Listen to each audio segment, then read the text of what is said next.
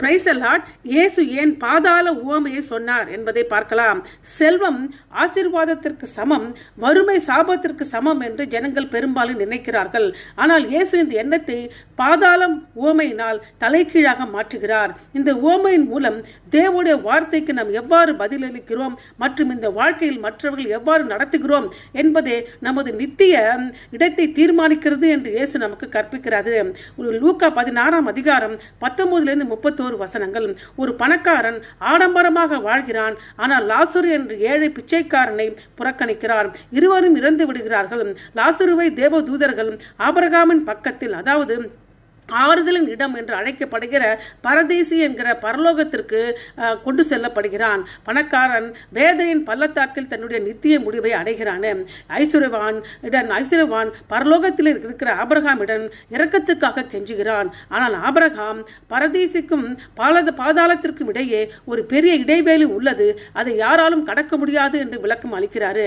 பின்பு அந்த ஐஸ்வர்யவான் தன் சகோதரர்களை எச்சரிக்கும் படியாக உயிர் தெழுதப்பட்ட மனிதனாக லாசருவை உலகத்திற்கு அனுப்பும்படி கேட்கிறான். அதற்கு ஆபிரகாம் அவனை நோக்கி, அவர்களுக்கு மோசேயும் தீர்க்கதரிசிகளும் உண்டு, அவர்களுக்கு அவர்கள் செவி கொடுக்கட்டும்.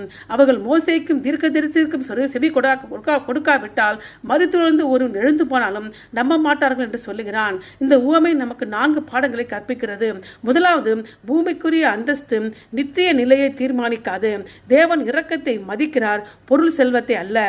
இரண்டாவது, பணக்காரனாக இருப்பதற்காக பணக்காரனாக இருப்பதற்காக கண்டனம் செய்யப்படவில்லை, ஆனால் லாசருவை புறக்கணித்ததற்காக கண்டனம் செய்யப்படுகிறான்.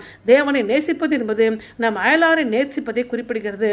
மூன்றாவது, ஆபிரகாமின் வார்த்தைகள் தேவனுடைய வார்த்தை போதுமானது என்பதை காட்டுகிறது.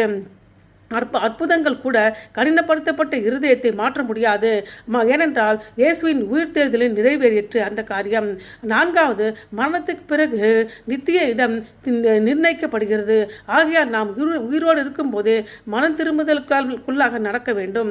இந்த உவமை இயேசு ஒரு எச்சரிப்புடன் முடிக்கிறாரு. ஒருவன் மரித்தெழுந்து உயிர்த்தெழுந்தாலும் அவர்கள் நம்ப மாட்டார்கள் என்று. இன்று இயேசு மரித்தெழுந்து உயிர்த்தெழுந்தார் என்பதை நாம் அறிவோம். கேள்வி நமக்கு இதுதான், நாம் இப்போது அவருக்கு செவி கொடுத்து பதில் இருக்கிறோமா என்பது தான். ஏனென்றால் பூமிக்கு செல்வமும் இன்பங்களும் மங்கிவிடும், ஆனால் கிறிஸ்துவுக்கு நாம் எவ்வாறு பதில் இருக்கிறோமோ என்பது தான் நம் நித்திய எதிர்காலத்தை எப்பொழுதும் தீர்மானிக்கிறது. ஆமென்.